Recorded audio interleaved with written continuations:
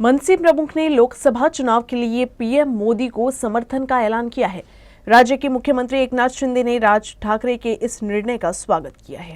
हे बाळासाहेबांच्या विचाराला मूठमाती देण्याचं काम, तिलांजली देण्याचं काम, सावरकरांचा अपमान सहन करणाऱ्यांचं काम, त्यांच्या मांडीला मांडी लावून बसणाऱ्यांनी आमच्यावर टीका करताना जरा विचार करावा। आमची भूमिका स्पष्ट आहे।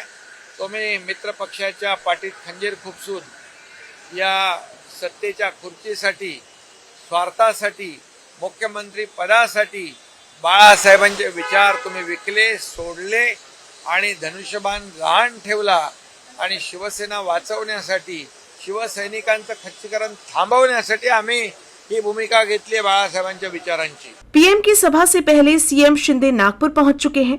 नागपुर में पत्रकारों से बात करते हुए सीएम ने उद्धव ठाकरे पर निशाना साधा।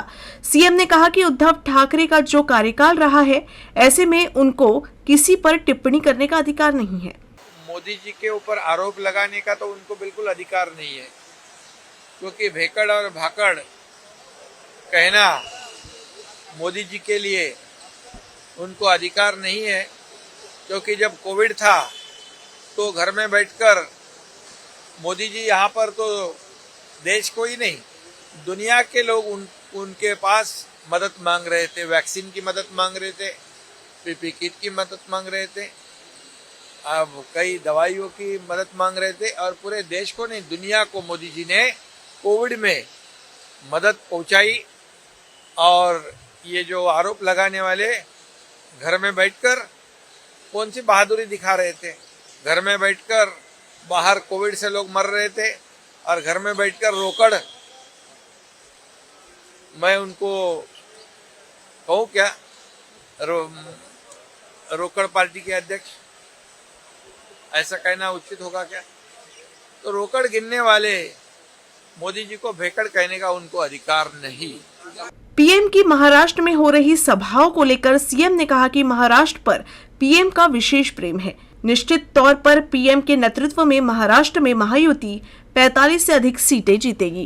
नाही, प्रधानमंत्री महोदयांनी महाराष्ट्रामध्ये अनेक सभा दिलेल्या आहेत। महाराष्ट्रावर त्यांचं पहिल्यापासून प्रेम राहिलेलं आहे आणि खरं म्हणजे